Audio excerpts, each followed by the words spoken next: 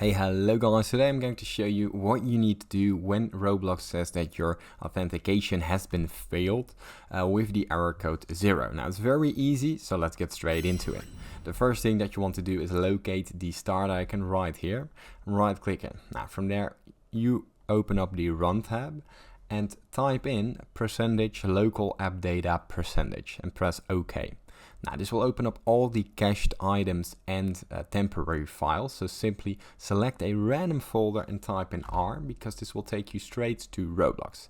Now here what you want to do is right click it and delete it right here. Now I'm not going to do it straight away, but here you need to delete these temporary files. Now once you've done that, from out there you go to the start icon right again and open it up. Now here you type in add or remove programs. As you can see, it will take you to the control panel of Windows. Here we search for an app and type in Roblox.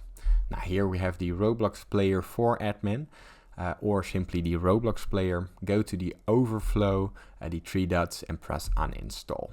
Now as you can see, it will be completely uninstalled, and therefore what you need to do now is go to Roblox, the website, open up a experience, and from out there the new and finalized version of Roblox will be installed, and there's no other files that are corrupt interfering with the process. Now if this tutorial was helpful, please consider subscribing to my YouTube channel. This helps me out a lot, and thank you for watching.